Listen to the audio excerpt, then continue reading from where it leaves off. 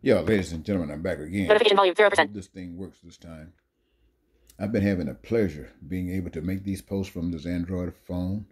Made it so much easier than doing it on the camera and then fixing it here and doing these connects.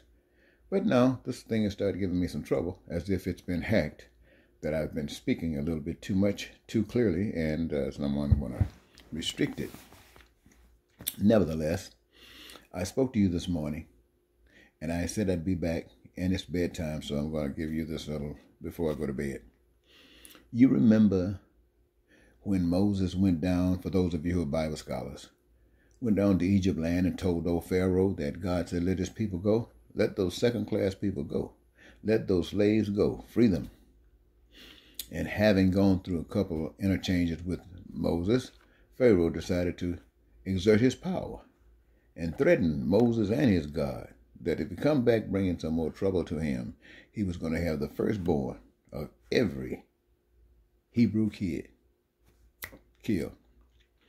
Well, Moses saw this as an opportunity for God to really show Pharaoh some stuff, and so the action would be that when the death toll started rolling down through the streets and towns, it would take the firstborn of the Egyptians. And so to make sure that the Hebrew children were protected, Moses instructed them to put blood over their doors. Now, you being as wise as I am, you know that there were people who were Hebrew who were not going to put their blood on their door for many reasons. One reason being that the Egyptians might see that blood on their door and come and destroy all of them.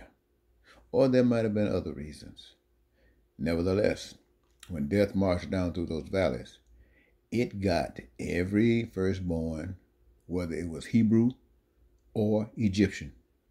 Hebrew, if the blood wasn't on the door. Egyptian, firstborn, just because the curse was on them. Now, why did I mention that to you? Because I wanted to say that even the Hebrew children weren't sold out on God, weren't totally committed to God, but those that were protected. I wanted to say that because today we're going through some various serious stuff.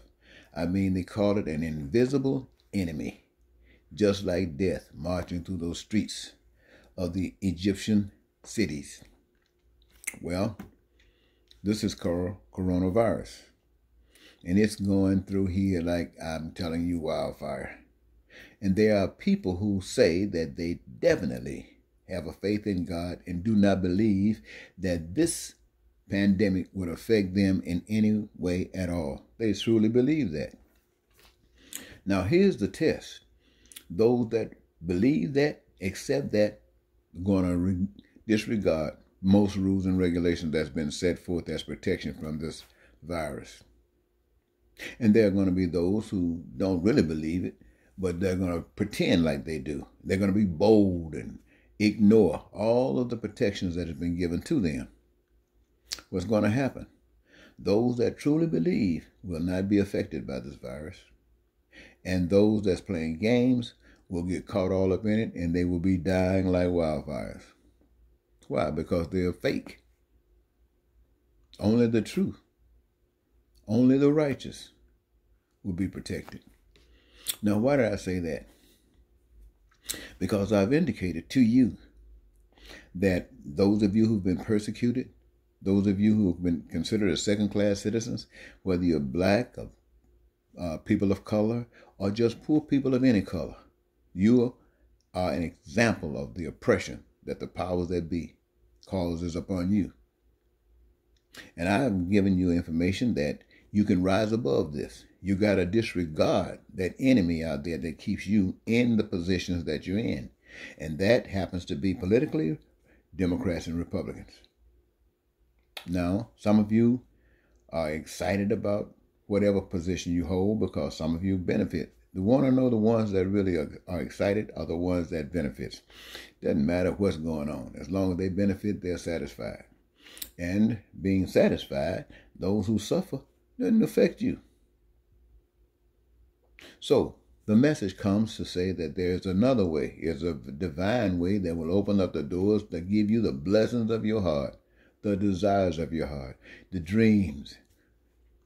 And that comes through a political front, not through a Republican or a Democrat, but through one who says, I run on my own name, led by the Spirit of God. So you'll have to write my name in to vote for me. And having done so, when we change our system of government, then the things that we consider as divine and heavenly, those are the things that you will be exposed to. Those are your future benefits. But in order for that to happen, you got to be committed to change. Well, I know that Donald Trump is president right now, and he's so evil that you don't want to have anything to do with him. And you know that the Democratic Party is evil as well, but it's a little less evil than Donald Trump. And for me to talk to you about thy will be done on earth as it is in heaven sounds good.